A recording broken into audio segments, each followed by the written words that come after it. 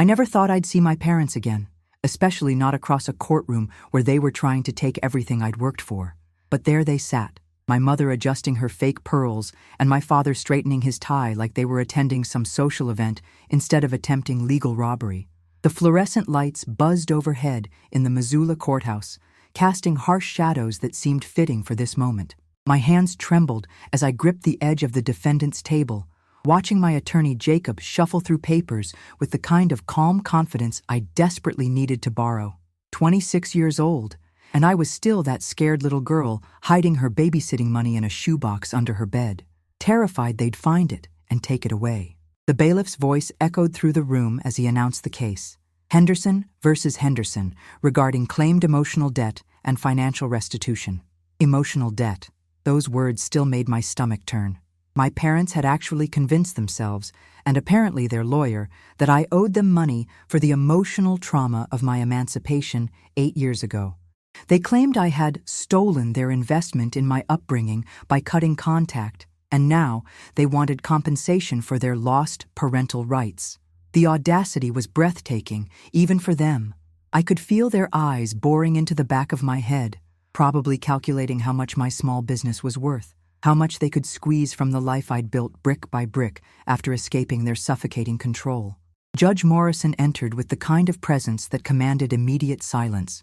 He was older, maybe in his 60s, with silver hair and eyes that seemed to see right through pretense. As he settled into his chair and opened the case file, I noticed something that made my heart skip. It was thicker than I'd expected, much thicker. Jacob had told me this would be straightforward, that their case was frivolous at best. But the judge's expression grew more serious as he flipped through page after page, his brow furrowing deeper with each document. Something was wrong, or maybe something was finally going right. I couldn't tell which possibility terrified me more. My mother's lawyer, a slick-looking man in an expensive suit, stood to present their opening statement. He painted a picture of heartbroken parents who had invested everything in their daughter's future, only to be cruelly abandoned when she turned 18. He spoke of the money they'd spent on my education, my clothes, my food, as if love could be itemized on a receipt. The defendant has shown a callous disregard for the emotional and financial sacrifices her parents made, he declared, gesturing dramatically toward me. She owes them not just gratitude, but tangible compensation for the years of investment they'll never recover. I wanted to scream that you can't bill a child for existing, that parents don't get to charge interest on basic human decency. The memories came flooding back as I sat there, trying to maintain my composure. I remembered being 12 and finding my mother going through my school backpack, confiscating the $5 bill my teacher had given me for helping clean the classroom. "Money corrupts children," she'd said, adding it to the coffee can where all my earnings disappeared. I thought about the summer I was 15, working at the local ice cream shop, only to discover my parents had been collecting my paychecks directly from my boss, claiming they were teaching me responsibility by managing my finances. Every birthday check from grandparents, every small job, every penny I'd ever earned had vanished into their control, leaving me with nothing but promises that it was all for my own good. Jacob's hand briefly touched my shoulder, a silent reminder that I wasn't alone in this fight. He'd been the first person to truly understand what I'd been through, the first to validate that what my parents had done wasn't normal parenting but financial abuse. When I'd first walked into his office 3 months ago, shaking and barely able to explain why my own parents were suing me, he'd listened with a patience I'd never experienced. "Victoria," he'd said after hearing my story, "what they did to you has a name, and it's not love." Those words had given me the courage to fight back instead of just settling out of court like my parents probably expected. As my mother's lawyer continued his theatrical performance, I caught glimpses of my parents' faces. My father sat rigid, his jaw clenched in that familiar way that used to make me flinch as a child. My mother dabbed at her eyes with a tissue, playing the role of the grieving mother to perfection. They looked older now, more fragile somehow, but the manipulation was as sharp as ever. Part of me, the part that still remembered being their little girl, felt a stab of guilt for putting them through this. But then, I remembered the years of therapy it had taken to understand that their love had always come with strings attached, that every kindness had been a transaction I was expected to repay with absolute obedience. Judge Morrison finally looked up from the file, his expression unreadable. "Before we proceed further," he said, his voice cutting through the lawyer's monologue, "I need to review some additional documentation that's come to my attention." The courtroom fell silent except for the sound of papers rustling. My heart hammered against my ribs as I watched him reach for what looked like a sealed envelope within the file. Whatever was in there, whatever he was about to reveal, I had the strangest feeling that everything was about to change. The scared little girl inside me whispered that maybe, just maybe, someone was finally going to see the truth. The sealed envelope crackled as Judge Morrison opened it, the sound unnaturally loud in the hushed courtroom. I watched his face carefully, searching for any hint of what those documents contained, but his judicial mask remained firmly in place. My parents' lawyer had stopped mid-sentence, clearly thrown off by this unexpected development. Even Jacob looked puzzled, leaning forward slightly as if proximity might give him insight into what was unfolding. The silence stretched on, broken only by the distant sound of traffic outside and my mother's nervous cough. I found myself holding my breath, caught between hope and terror, wondering if these mystery documents would save me or destroy what little peace I'd managed to build. My mind raced back to the day I'd finally escaped their house 3 weeks after my 18th birthday. I'd planned it like a military operation, waiting until they left for their weekly grocery shopping trip. My hands had shaken as I packed my few belongings, mostly clothes and the small collection of books I'd managed to hide from their periodic decluttering sessions. The hardest part had been leaving behind my grandmother's ring, the only thing of value I'd ever owned, but I knew they'd search for it and use it as an excuse to drag me back. I'd left a note explaining that I was an adult now and had the right to make my own choices, but I knew they'd never see it that way. To them, I wasn't a person with rights. I was an investment that hadn't paid the expected dividends. "Mrs. Henderson?" Judge Morrison's voice suddenly cut through my memories, addressing my mother directly. "I'm looking at some very interesting documentation here. Would you care to explain why there are multiple police reports filed regarding your daughter between 2015 and 2018? The color drained from my mother's face so quickly I thought she might faint. My father's hand shot out to grip her arm, his knuckles white with tension. Police reports? I felt Jacob's questioning glance, but I was just as confused as he was. I'd never called the police on my parents. I'd been too scared, too convinced that no one would believe me over 2 respected members of the community who volunteered at church and smiled at all the right people. The revelation hit me like a physical blow. Someone else had called the police. Someone had seen what was happening in our house and cared enough to report it. My throat tightened with emotion as I realized that my suffering hadn't been as invisible as I'd thought. All those years I'd felt completely alone, convinced that the rest of the world saw my parents as the loving, devoted couple they pretended to be in public. But someone had noticed. Someone had tried to help, even if I'd never known about it. The validation was overwhelming. I wasn't crazy, I wasn't ungrateful, and I wasn't the problem my parents had always told me I was. Furthermore, Judge Morrison continued, his voice growing colder, I have documentation from the Montana Department of Family Services indicating multiple welfare checks were requested for this household. My mother made a small, choked sound, and my father's face had turned an alarming shade of red. I could see their lawyer frantically whispering something to them, probably advising them to stay quiet. But the damage was already being done, and I could feel the shift in the courtroom's atmosphere. The narrative my parents had tried to construct, of loving parents wronged by an ungrateful daughter, was crumbling with each word the judge spoke. I wanted to laugh and cry at the same time, finally understanding that the truth had been documented all along. The memories started clicking into place like puzzle pieces I'd never known were missing. Mrs. Patterson from next door, who used to give me extra cookies when I helped with her garden. Had she been the one to call? Or maybe it was my high school counselor, Ms. Rodriguez, who'd always seemed to look at me with such concern when I came to school in the same clothes 3 days in a row because my parents had decided I was too materialistic and needed to learn appreciation. I remembered the time a police officer had come to our door when I was 16, asking to speak with me privately. My parents had hovered nearby, their smiles tight and warning, and I'd been too terrified to say anything except that everything was fine.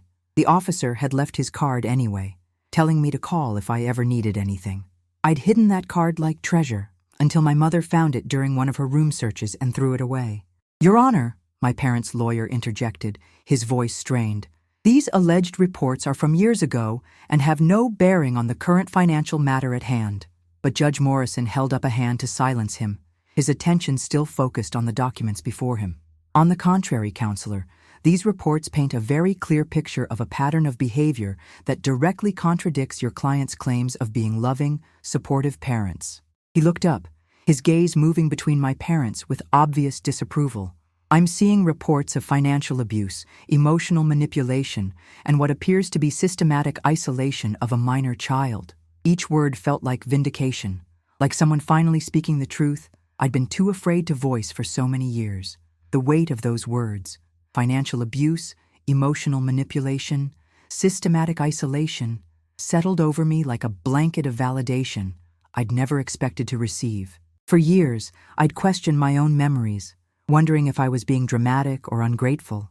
My parents had been so good at making me doubt myself, at convincing me that their control was love and their manipulation was protection. But here was an official acknowledgement that what I'd experienced had names, that it was real and documented and wrong. I felt Jacob's hand squeeze my shoulder gently, and when I looked at him, I saw something like pride in his eyes. He'd believed me from the beginning, but now the whole world could see what he'd seen, that I wasn't the villain in this story. Judge Morrison set down the papers and removed his glasses, cleaning them slowly while the courtroom remained frozen in anticipation. When he looked up again, his eyes held a gravity that made my stomach clench with nervous energy. "I'm also seeing here," he said, his voice carrying across the silent room, "documentation of financial accounts opened in the minor's name without her knowledge or consent." The words hit me like a thunderbolt. Financial accounts? In my name? I'd never opened any accounts as a minor. My parents had always told me I was too young, too irresponsible to handle money. But apparently, they'd had no problem using my name when it suited their purposes. The betrayal cut deeper than I'd thought possible, even after everything I already knew about them. My father finally spoke, his voice cracking with desperation. "Your Honor, we were protecting her money, saving it for her future. Everything we did was for Victoria's benefit." But his words rang hollow in the face of the evidence mounting against them. Judge Morrison's expression didn't soften one bit. "Mr. Henderson, according to these bank records, over $47,000 passed through accounts bearing your daughter's name and social security number between 2014 and 2018. Can you explain where that money is now?" $47,000.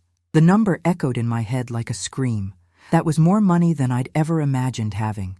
More than enough to have paid for college, to have given me the start in life I'd had to claw and scrape for on my own. The courtroom felt like it was spinning around me. All those years of being told we couldn't afford things, that money was tight, that I needed to be grateful for the bare minimum they provided. All those times I'd worked odd jobs as a teenager, believing my small earnings were going toward my future, only to never see a penny of it again. They'd been stealing from me systematically, using my own identity to hide their theft. The violation felt so complete, so thorough, that I could barely breathe. They hadn't just taken my money, they'd taken my name, my credit, my very identity, and twisted it to serve their needs. I was shaking now, and I couldn't make it stop. "The money was invested," my mother said weakly, her voice barely audible. "We were trying to grow it for her." But Judge Morrison was already shaking his head, consulting another document. "Mrs.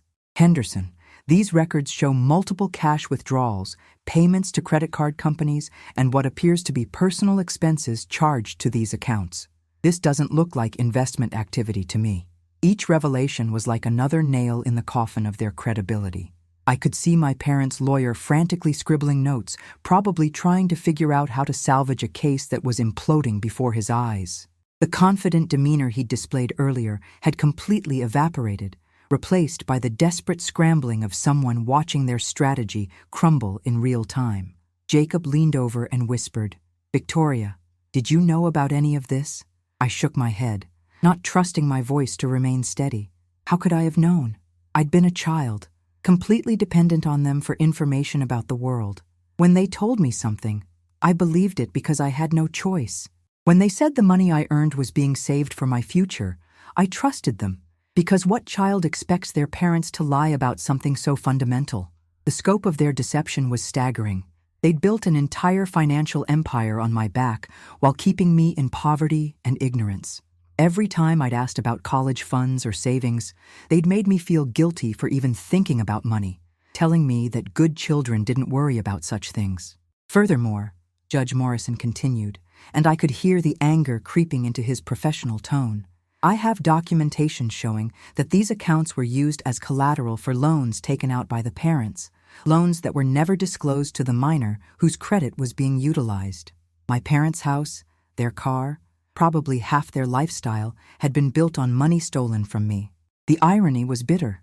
They were suing me for emotional debt while they'd been financially enslaving me for years.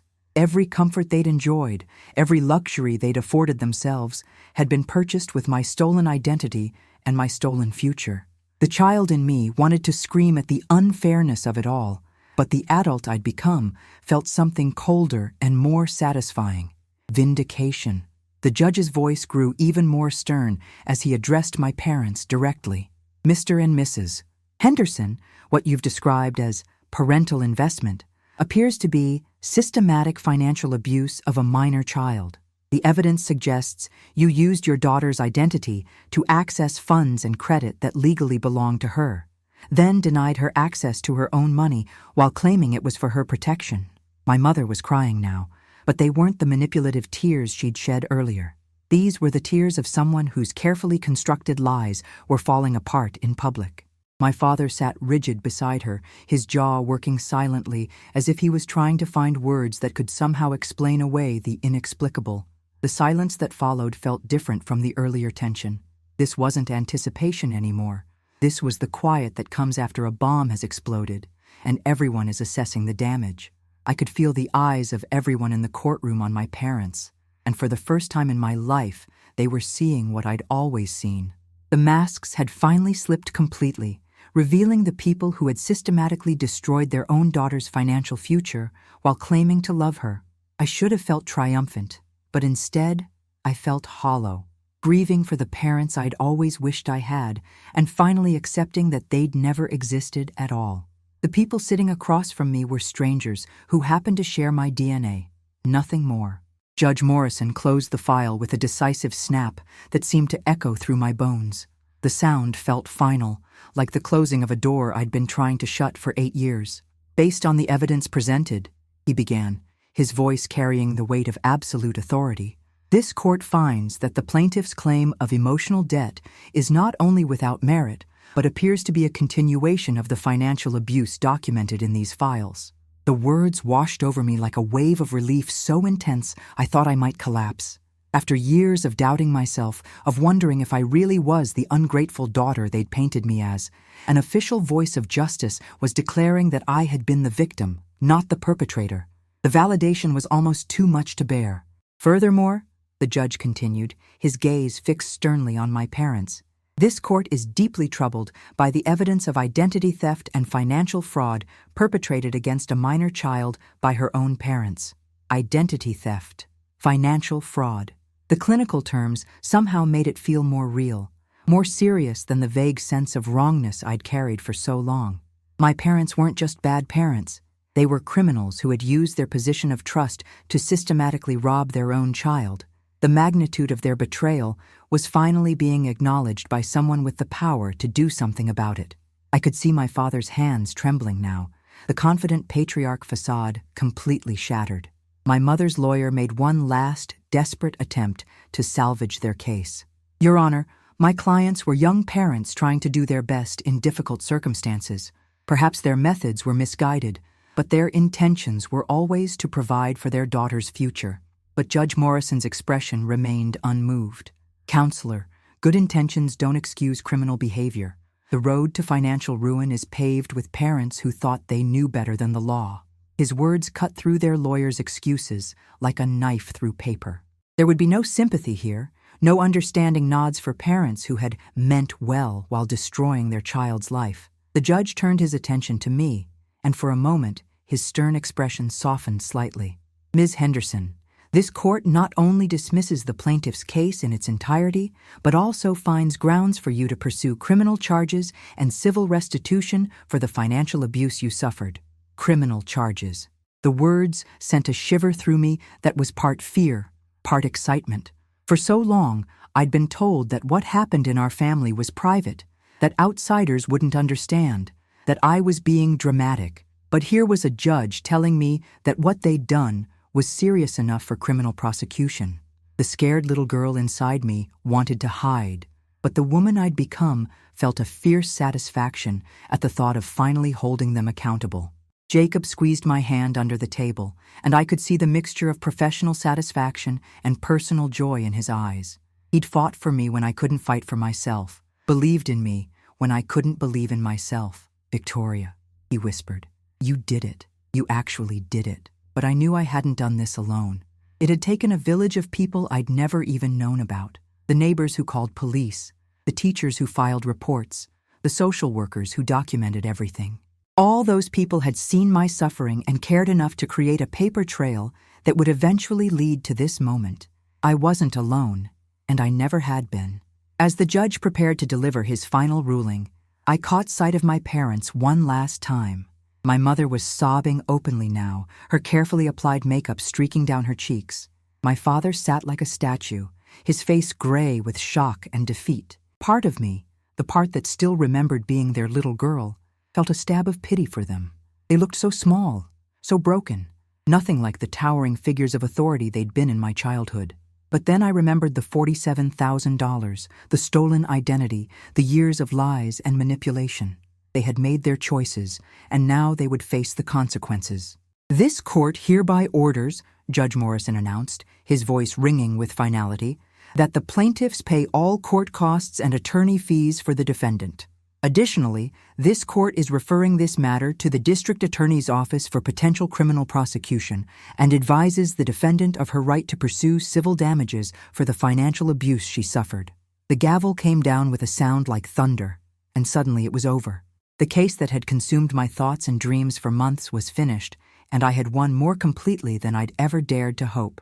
The scared little girl who had hidden her babysitting money in a shoebox had finally gotten justice.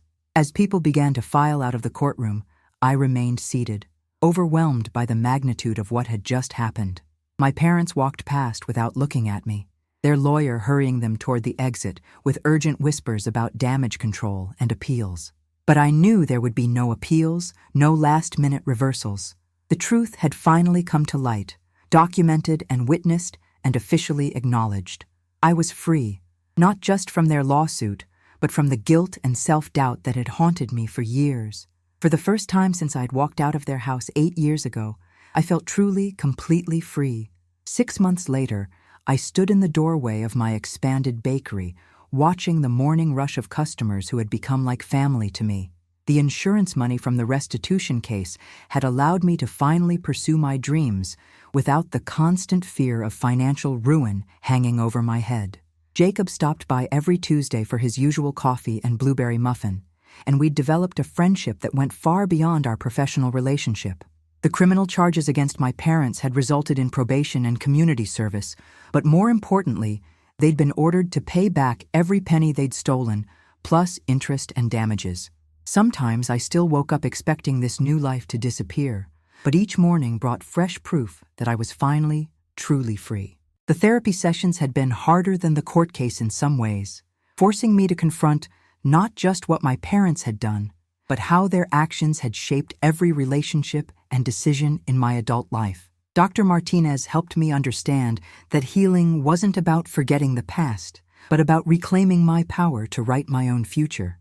I'd started dating someone, a kind, patient man named David, who worked at the local library and had never once made me feel like I owed him anything for his affection. Learning to accept love without strings attached was perhaps the hardest lesson of all, but also the most rewarding.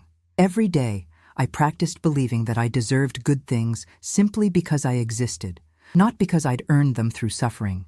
The letter from my mother arrived on a Thursday, forwarded through Jacob's office because I'd moved and changed my phone number after the trial. Her handwriting was shaky, older somehow, and the words were full of the same manipulative language she'd always used, claims that she'd always loved me and only wanted what was best. But this time, instead of the familiar guilt and confusion, I felt only a distant sadness for the woman who still couldn't take responsibility for her actions. I showed the letter to Dr. Martinez, and together we crafted a response that was firm but not cruel, explaining that I needed space to heal and that any future contact would need to go through my attorney. Setting that boundary felt like the final piece of my emancipation, the last chain falling away from my ankles. As I locked up the bakery that evening, I caught my reflection in the glass door and barely recognized the confident woman staring back at me. Gone was the hunched posture of someone expecting a blow, replaced by the straight spine of someone who knew her own worth. The scared little girl who had hidden money in shoe boxes had grown into a woman who owned her own business, had healthy relationships, and most importantly, had learned to trust her own judgment. My parents had tried to steal my future, but they'd only succeeded in teaching me how strong I really was.